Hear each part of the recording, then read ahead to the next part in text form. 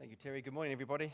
And thank you, Mo, for an inspirational, very inspirational talk and leaving me now with one slide. I'm sure that's good news for everybody else. As well as being born in Hamilton, I grew up in West Auckland, and you know what they say about men from the West. You can take them away, but you cut me down the middle, I'm still a Westie, although I'm losing my hair. So I want to thank particularly the Insurance Council of New Zealand. I'm deeply in gratitude to them for the invitation to be here today, also for their continued support of Lloyds in New Zealand and elsewhere. And I am delighted to be here. But my messages today got a slightly different angle than Mo on some of these points. Really, my main message is that insurance is a global market. And of course, at first blush, that might not appear to have a direct relevance to New Zealand, but it certainly will, I believe, in the long term. I think two of the biggest challenges facing the industry today are firstly, how we can raise insurance penetration, particularly in the high growth economies, and at the same time, how we can respond to all the business challenges of a very dynamic and changing landscape. The second, I think, strategic challenge, which Mo touched upon, is supply, and that is the alternative forms of capital, but certainly how we can manage the risks associated with it. So what does that have to do with New Zealand? I think it has an awful lot to do with New Zealand. Demand, changing products, responding to emerging risks in New Zealand. Also, the influx of that capital and the nature of that capital and the way that capital behaves, I think will have an impact here. So let me start, if I may, by talking about demand. Let's talk about underinsurance and what it means, and I think also not only what it means to you, but what it means for us as insurers and reinsurers globally, and how we respond to that. Last year, Lloyds commissioned a report on the value of underinsurance in conjunction with CEBA, which is the Centre of Economics and Business Research. What we were trying to achieve was we really wanted to understand, because we talk about insurance penetration so much, what role that life insurance plays in the global economy. So how we defined underinsurance, it's a very, very broad term. We defined it effectively as the gap in the amount of insurance you buy against the natural catastrophes you're exposed to, and then it's that gap which is left to you and I as taxpayers to foot the bill. So we assessed underinsurance in 42 countries, not all necessarily exposed to natural catastrophes, but we looked at those countries at different developments in their own economies and their own evolution across different parts of the world. In determining how well insured a country is, we looked at how much the average spend on insurance was versus how much of the country's national income is exposed to those natural catastrophes, and then we compared those countries against those who had relatively low risks. So I know you're all dying to know what the answer is and who did well and who didn't, but before doing so, forgive perhaps the motherhood and apple pie, but I just thought it's worthwhile giving you a few statistics around why we need insurance and why it's so important. Well, clearly, for obvious reasons, the cost of natural catastrophes globally have been increasing. Just a couple of useful stats here. In the 10-year period from 1970 to 1980, we spent, or the world spent, $700 billion responding to natural catastrophe. 20 years later, and in a similar time period of 10 years, that more than doubled, and the world spent $1.5 trillion responding to natural catastrophes. That's a 124% increase, so it's a phenomenal amount of money. But that's not what it's all about. It's not about how much we spend on CAT, it's about where that money comes from and where the gap is. And we believe, based on our research, that there's currently a $168 billion gap. That's the shortfall between what we believe is the minimum requirement, which is about $370 billion, and the current amount of cover and insurance bought, which is $202. So that's a phenomenal gap, and I believe it's your responsibility and our responsibility, and hopefully Mo's responsibility, to plug that gap. And I think that's one of the things that is on the height of every CEO's mind of the future in this industry. But it gets more complicated and perhaps at the same time more blatantly obvious, and that is where the majority of the underinsurance is found. The majority of it is found in developing and emerging economies, and China is arguably responsible for half that underinsurance. And if you'll see from the slide, you'll see that almost 47% of the estimated global underinsurance is just in China. And perhaps slightly more scarily, you'll see from some of those other countries that quite a lot of them are in Asia Pacific, so quite a lot of them are on our doorstep. And that also heightens, I think, our responsibility to respond as an industry. So, why should we bother with insurance? Does it have a social value? Does it have an economic value? Well, it certainly supports economic growth. I think New Zealand is a very, very good example of the importance of insurance. And of course, the lack of insurance has a burden on the taxpayer. So clearly, the adoption of non-insurance penetration can reduce the strain on public finances and, of course, follow a natural catastrophe. But it's not just about reducing the taxpayer, the burden on the taxpayer. It can also lead to increases in investment. And if we look at the final right, the bottom right corner of the slide, you can see there is a positive impact on the wider economy. Again, this is based on research we've done, as well as research from Sigma, and that is that a 1 percentage point increase in insurance penetration can be linked to increases in investment by non-life insurers to 2% of GDP, which is potentially a phenomenal sum. And if you follow the logic through, you can see that ultimately it can increase household income.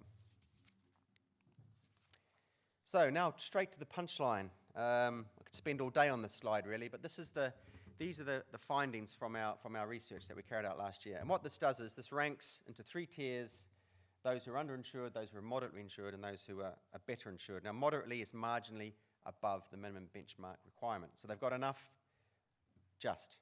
but they need more. And of course, underinsurance is where the percentage of GDP is in the negative. So I know you're drastically rushing around to look for New Zealand, so I'll quickly, number 2 of the better insured countries in the world, based on our study. Don't ask me why Holland is number 1. Good football team, maybe it's something to do with the canals, but it's a phenomenally large figure. I do need to look at that a bit more. But of course, for the purpose of this morning's presentation, we're really mostly interested in the Tier 3 underinsured countries. Now, the underinsured against the percentage of GDP to meet what we think is the minimum benchmark level required to be able to cope with natural catastrophe. Now, by far the least, or the most underinsured, or the least well-insured country in the world is Bangladesh, with a negative 2.64 as percentage of GDP available for natural catastrophes. Also, very, very sadly and very tragically, the Philippines is number 4 as the least underinsured country in the world. And our thoughts go out to the Philippines today as they struggle to cope with the enormity of that catastrophe. But also, I think it's worth mentioning that almost half of these 17 countries you'll see are all very, very close to New Zealand. They're all in Asia Pacific. And in 5 of these 17 underinsurance countries, the average uninsured loss for a major catastrophe is 80% of their GDP, which is something that the insurance and reinsurance industry needs to cope with and needs to help respond to. So New Zealand is doing very, very well, and I'm sure as a compatriot to you all, it's pleasing to see that we're above the Australians. We're actually at the bottom. So, and we've talked already this morning, and I think as the President of the Insurance Council articulately spoke about the level of property insurance in New Zealand is some of the highest in the world, so it's indeed good news. But New Zealand's very well compares against perhaps developing and less developed economies, but how do we really compare in terms of major losses? I think this is probably one of the most stark slides. Again, arguably, statistics, some of this can be a bit of a blunt instrument when we're looking at the detail, but I think the important message here really is that what we did here was we looked at countries who have more than, or at least 0.5% of their GDP exposed to natural catastrophe. And what we did was we looked at how well they'd be prepared to cope with losses against the minimum requirement. So here in the blue line, we have the level of non-life insurance penetration, and then we have the minimum level that we believe is required is the green line. So of the 8 countries in the sample, admittedly, all effectively emerging markets, New Zealand is the only one which is identified as being well insured, and it is quite significant. So quite clearly, the countries in the world that are most exposed to Nat Cat are those, with the exception of New Zealand, who are least well prepared to deal with those effects. And I thought this slide might be very, very interesting to you all here today, and this is where are these natural catastrophes coming from? What's causing this major cost, and what's causing this burden on all of us here today and reinsurers around the world? What we did here was we looked at what's causing these disasters. So this is looking at 2011. In 2011, there were 253 natural disasters around the world. 2011 was the worst catastrophic year for catastrophic claims for Lloyds on record, and there were 253 natural disasters. So we've split them into 4 different groups, 4 types of natural disaster. Climatological, I can't even say that, so I'll just say wildfires. Hydro, I can't say that either, so I'll say floods. Meteors, I can say that one. And geophysical, which is earthquakes. We split them into 4 types of natural disaster. Now, what's very, very interesting about this report, about this study, is that although the geophysical only accounted for 12% in number of disasters or catastrophes, they had the largest economic loss and the largest cost, which accounted for, as you can see there, 59% of the amount lost was all the result of geophysical activity, and even worse, 63% globally of the uninsured amount from those disasters. So it's quite clear that not only are developing economies and economies exposed to cat unprepared, but they're particularly unprepared for geophysical disaster. So now that I've painted a very rosy picture, let's have a little look at how New Zealand compares against the established markets. It's all very well to talk about the undeveloped economies, and perhaps a lot of it is axiomatic. But what perhaps isn't quite as well understood is how the more established markets also fare on a similar sort of equation. So this graph shows the economic and insurance loss, again in 2011, for 6 of the biggest cat events. And for the purpose of this morning, I'm talking about the Japan quake and tsunami, Thailand flood, Australia floods, New Zealand quake, US tornadoes, and Hurricane Irene. So we've listed those as major losses. And what we've done here is the red circle, which is the very large one, particularly in the case of Japan. The red circle is the economic loss. That's what it's cost everybody. The green circle is the insured loss, so how much of that red loss is covered by insurance. And rather cheekily, I've put in the blue, which is how much Lloyds paid out. Just a little bit of sales there.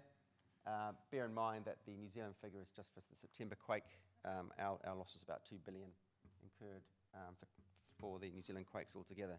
But what's very, very interesting, what I think is very, very interesting about this, it's not just about the emerging markets. I think we have an obligation and we have a duty to also help emerged or developed markets also respond appropriately to cat events. And I think the composition of these circles is very, very different when you look at New Zealand and America. When you look at the rest of the world, very, very different. So the US, out of an economic loss of $25 billion, $18 billion was insured. That's an extraordinary ratio of insurance cover to loss, to economic loss. New Zealand, and this is a very big figure as well of insured against economic loss. Australia, on the other hand, is relatively small. For 2011 overall, with a $30 billion economic loss, only $2.4 billion is estimated as being insured. And in Thailand, it's about a quarter, so about almost 11 billion out of 45. So there's clearly a lot going on here, and there's clearly quite a strong social and economic imperative to plug this gap. And so hopefully I've sort of proven the point about insurance penetration and the obligation on us and duty on us to respond to it. And of course, it is a huge opportunity, and particularly in countries which are underinsured.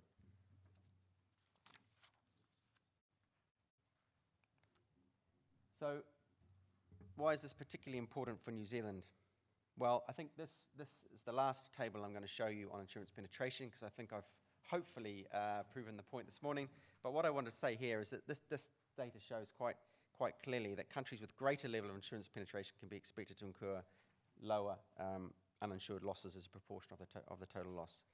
And perhaps just using quake as an example, if we look at China and Japan recently, this also shows the enormity of the imbalance. If we look at China in 2008, which had the Sichuan province earthquake, which reached 7.9 on the Richter scale, the damage caused to infrastructure and skills was enormous and led to the loss of 70,000 lives. Now, the resulting damage from the Chinese earthquake was estimated to be $125 billion, with only 0.3% covered by insurance, so about 360 million. So the government had to pick up the bill for the balance, which is over $1 billion. So phenomenally, there's a phenomenal opportunity there to help increase their insurance penetration. But equally, Japan is still another quite stark situation, where in March 2011 they had a 9.0 earthquake, one of the fourth most powerful earthquake ever on the northeast coast of Japan. But it wasn't, in fact, the quake that caused most loss. It was the resulting tsunami, which sent a destructive wall of water up 6 miles inland. Now that damage was $210 billion, with only about 16.7% of the losses recoverable. So New Zealand is a phenomenally better situation from an insurance penetration perspective. And of course, New Zealand is subject to all of the geological and geographical factors of many of the countries already mentioned. And also, of course, from an economic perspective, with the high reliance on the primary industries, the small economy not big enough on its own to absorb a lot of these shocks, and the high heavy reliance on exports. And how does these equations work in Christchurch? I think Mo talked very elegantly and articulately about the complexity of the quakes here, and that's well recognised internationally by reinsurers, and how complex and frustrating the whole event has been, and particularly in terms of the process and the delays. But there is an end in sight. What I've heard today and what I've heard more recently is that local insurers and the EQC have published timeframes. They're optimistic about sticking to those, and that's music to our ears. And I think that should be recognised and acknowledged appropriately. But Treasury estimates that its total losses are in the realm of about $40 billion US dollars, which is about 20% of annual GDP, of which about 15 billion has been incurred by government and by the EQC itself. So the demands on the funding are extreme. There's about 124 kilometres of water mains damaged, 300 kilometres of sewer pipes damaged, almost 900 kilometres of roads which need to be rebuilt, schools, hospitals, etc. So it's this cover, it's the support from the EQC and the support from the government which is going to enable the country to rebuild and to pay for the damage and cover the risks associated with rebuilding. Lloyds has, like Gen Re, has been involved in New Zealand since the 70s. We have no intention of leaving. In fact, we've increased our involvement in New Zealand since the quakes. We are heavily involved as a direct insurer as well as a reinsurer, direct insurer of commercial buildings, particularly through intermediaries such as cover holders, which we very much enjoy using. We're a reinsurer of local carriers, and of course we're also a reinsurer of EQC. But our ultimate exposure will be about $2 billion for the series of quakes. So in conclusion on insurance penetration, I think it's quite simple. We've all got a role to play. We've all got a very, very big job to do. And I don't think we can do it, any of us can do it unilaterally. I think firstly, businesses need to take a much longer term view, better contingency planning to protect supply chains, strong planning and risk management, which will of course over time will free up funds for investment and allow businesses to better absorb shocks. I think governments need to invest more in mitigation measures. We've talked about those, flood barriers, coastal defences, etc. Promote strong building codes. Preparation, it's all about preparation for the next big catastrophe. They can also open up their economies by allowing more private insurance to increase the capacity available to underwrite risk, and also of course bring in that foreign expertise which we think can help complement the local market. And then I think of course the insurance industry itself needs to do a lot more to better understand risk. Risk in a country and an economy such as New Zealand, but also in some more of these emerging markets and growth economies. We need to be able to price adequately. We want to be here, we want to insure, we want to be insuring these new economies, but we need to be able to we need to be close to the risk, to be able to understand the risk, to underwrite appropriately. So I've talked about insurance penetration, I've talked about the demand. What about the emerging risk landscape? How do we build that demand into what sort of risks are coming down the road? What sort of products we're going to need to come up with to be able to respond? Another report from Lloyds you'll be pleased to see. This one's going to be much, much quicker. In determining how we should position ourselves and how we should be looking at products to innovate. And of course, we need to ask our customers, what do they want? What are the risks? What keeps our customers up at night? So every 2 years, we do a Lloyds Risk Index where we ask about 600 CEOs around the world, what keeps you up at night? What risks scare you the most? This is for businessmen and businesswomen across the world. How prepared are you to respond to those risks and deal with those risks? And what priority are those risks in your own organisation? So we do this every 2 years. There's 50 risks we ask them to rank: preparedness and priority.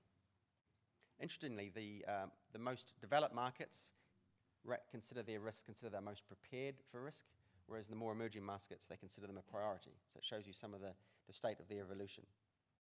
But I think what's most interesting about this risk index is the level of the risks which are actually insurable.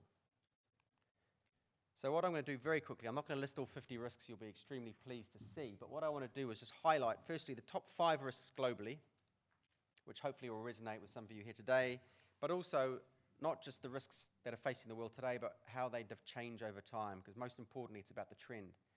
How's the risk landscape changing? And then we need to also work out how it's going to change in the future. So what this slide does, very simply, it shows the change from 2011 to 2013 based on the top 5 risks. It also shows where they ranked in the 50, the 2 years before. I think point number 1 is high taxation is globally number 1 risk facing CEOs around the world. And in 2011, that was number 13.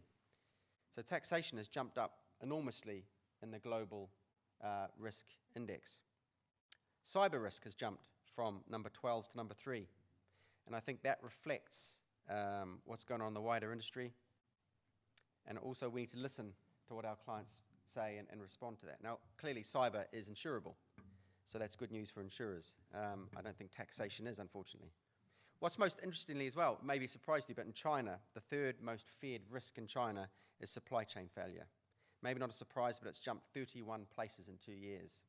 So I think that demonstrates what's going on in their economy. It demonstrates how the businesses need to build in and where insurance can play a role in responding to some of these fears. So it's a real business opportunity. But what's most remarkable about this, and as I say, I haven't listed all 50, but at the bottom of the 50 risks that are on the top of CEO agendas around the world is natural catastrophe.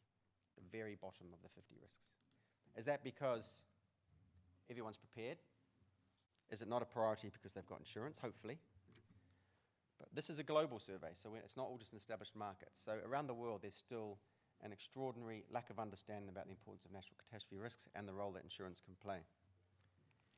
My last slide on this point, also the risk index, the other good thing I like about this risk index is it can compare continents. So I thought I'd just very quickly show you a comparison to show you Asia Pacific versus the global, because it is different. So if you look at the Asia Pacific results, you look at the top 5 again, the positions change around. And there's 2 new risks there that weren't in the table at all 2 years before. There's 2 in the top 5. So price of material inputs is the biggest risk according to CEOs in Asia Pacific. Now I expect this is more Asian than Asia Pacific, but still I think it reflects the growth. It's an indicator of the growth in the region and of course also the volatility in raw materials and commodities in Asia. Currency fluctuation and inflation are in the top 5 and they're not in the global, again in the global index. And I think that also reflects huge currency fluctuations in countries like India and Indonesia and Thailand and Malaysia more recently. So those things are having much more of a risk in Asia Pacific. What I haven't put on the slide, and it is remiss of me, but ranked number 30th in the table, which wasn't there 2 years ago, is food security. Food security and food safety is becoming an increasing risk in Asia and Asia Pacific, and I expect, following the Fonterra scare recently here in New Zealand, food safety will be an issue which is relevant to this market. So how do we respond to this increased demand for insurance because of penetration, and also the changing risk landscape? Well, for international insurers and reinsurers, clearly, as a result of what I've said, we will be focusing on rapidly developing economies where insurance penetration is low, but will grow, and of course where GDP growth is so strong in some of these countries. China, India, Brazil, Mexico and Turkey will form the majority of the global GDP in less than a generation. And these countries are, as you've seen, some of the least insured in the world. So that's what you can expect from your international reinsurers, that they'll be focusing a lot of their energies and their efforts. And when you look at the China example, as 50% of the underinsurance, and as I said, such a small amount was of their quake was insured, that's going to become arguably one of the largest economies in the world. So that's an extraordinary opportunity for the industry as well. But I don't think we should forget the traditional markets. The traditional markets are not moribund. There's been a massive improvement in risk assessment and risk management in the established markets, and this is playing a vital role in managing and identifying new risks, and the steps which businesses are taking to manage those risks are professional. And that's starting to seep into the emerging markets. We are seeing in Asia much more focus and emphasis and heightened awareness of risk management, and is becoming more and more professional. So the impact that'll have on us is profound. It'll enable us to write more business and get closer to the risk. We need to develop new insurance products, and there's a greater need for innovation, as I've mentioned. But also demographic and climatic change is going to have a great emphasis on our exposure as an industry to not only extreme events. And if we look at Florida, I know Mo mentioned Florida before, so I'm okay to mention it again. But demographically, Florida is really the heart of where so much property reinsurance and capital markets have stemmed from a reinsurance perspective.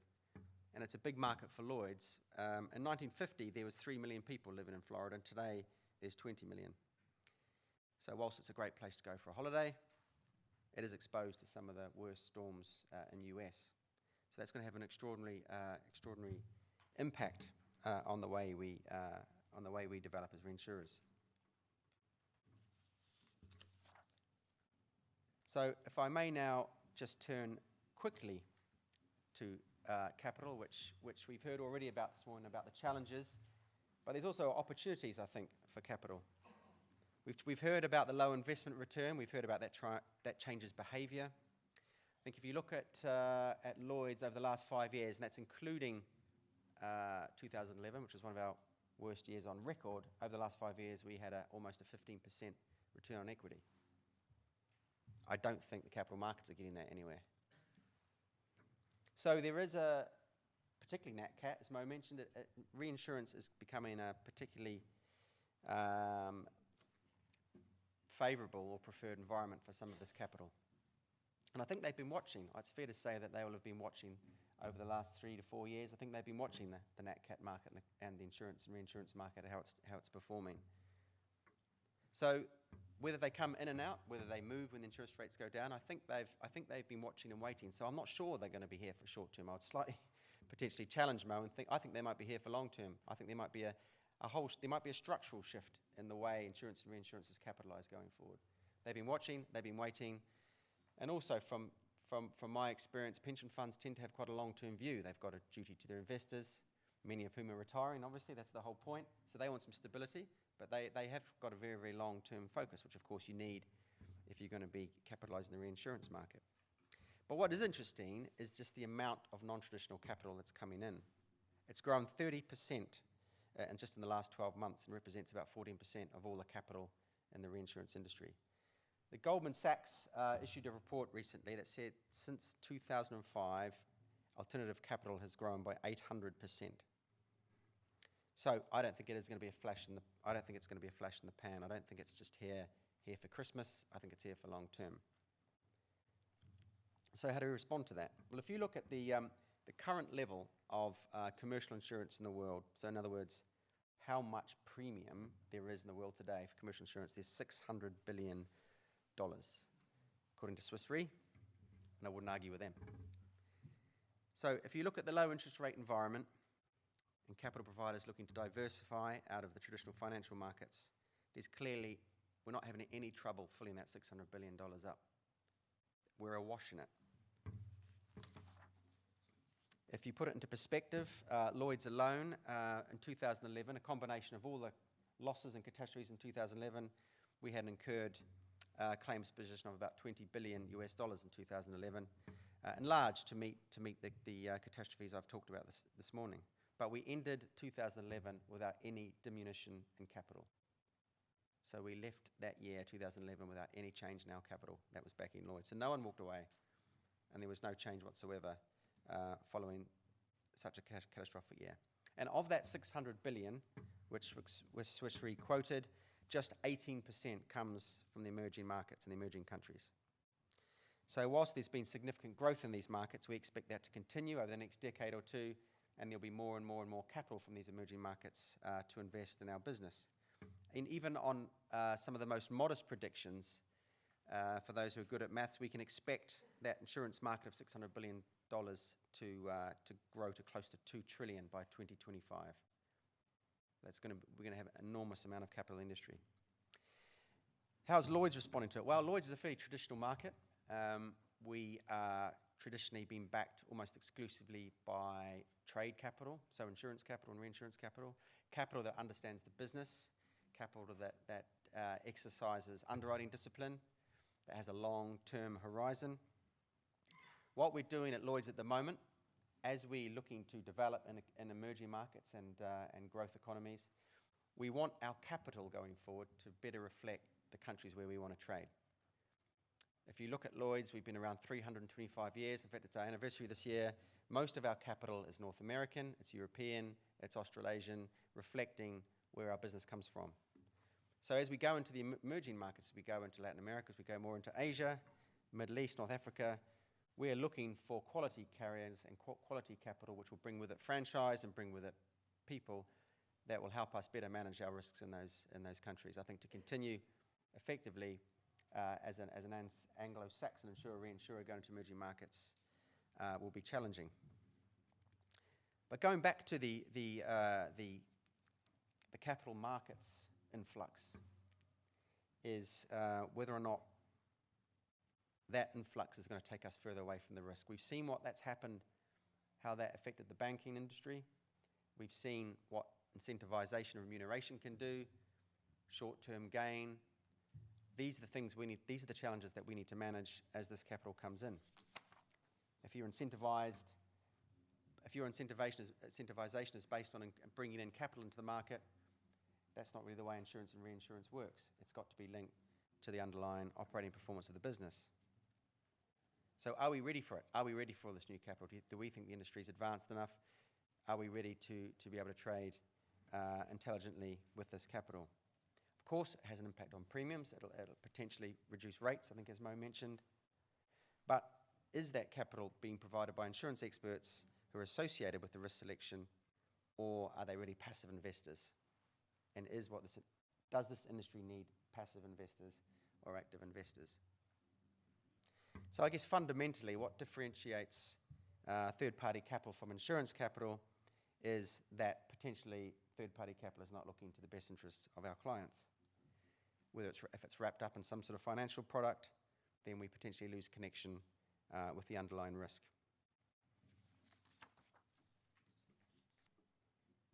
But it's not all bad news. I think our challenge, as well as I think it's an enormous opportunity, but the challenge in my mind is to how we can align long-term that capital with the underlying risk and the underlying risk management of our businesses.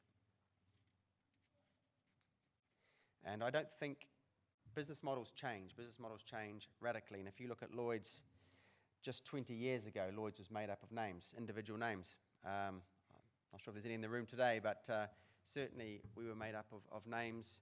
And today we're almost entirely backed by corporate capital. And that, of course, has been extraordinarily beneficial to our customers. So this is both a challenge and an opportunity. So I think there's three questions, perhaps in summary, on the supply side. I think the three questions we need to address is, firstly, how do we stimulate demand in our services? So as we enter into new markets and emerging markets, how do we stimulate demand? How can we encourage people to buy insurance? Simple as that. Is it education? Working with governments? Is it industry? Is it financial literacy? But how do we actually stimulate this demand? Is it writing new risks in new territories, new products? I think that's one of our biggest challenges. The gap between the emerging markets and the mature markets is so vast. How do we translate that? How do we actually get people to buy insurance? You guys probably can tell me the answer to that. Second, how do we select the right capital to finance this? Capital that wants to be in it for the long term. Capital that's not just going to drive down prices unsustainably. And thirdly, how do we do it in a safe way? How do we align our interests with these capital providers and in these emerging markets in a safe way so that when we put it all together, we're able to pay claims quickly and respond professionally. So I think this challenge is really about alignment. So let me just close then by just spending a minute or so just saying on perhaps what all this might mean for New Zealand. You may think it means nothing. I think this will have a direct impact on New Zealand in the long term. So what will it do for insurers' appetite for New Zealand risks? How does New Zealand maintain its extraordinarily high level of penetration? Particularly given that insurers and reinsurers are going to be looking in the Middle East, they're going to be looking in Africa, they're going to be looking in Asia, they're going to be looking in Latin America. Are they going to forget about poor old New Zealand? I hope not. New Zealand is a smaller, mature market. It doesn't have the same potential for growth. It doesn't have the low insurance penetration. I think I've talked enough about that. Yes, the emerging risk landscape is changing, but it's a very professional market. Very, very long established relationships with its insurers and reinsurers internationally. It's also got a very strong government. So I think New Zealand's going to have to compete for this capital, simply. Thankfully, there's a lot of it, but I think New Zealand's going to have to compete. And Mo touched upon that and what that may do to rates. But I think what makes New Zealand attractive to the global industry hasn't changed. Certainly, it's been a wake-up call to the international insurance and reinsurance industry, particularly about risk and understanding of that risk and making sure that you are applying risk-adjusted and risk-adequate pricing. But the things that make New Zealand strong are the things that remain, the things that will always, in my mind, attract reinsurers and capital providers, and that is a modern economy, very sophisticated economy, good rugby, a good legal system, or a familiar legal system, particularly perhaps for the Anglo-Saxon insurers and reinsurers. We love rule of law, we love the common law. Underwriters want certainty, claims people want certainty. Favourable culture, and of course, diversification of risk.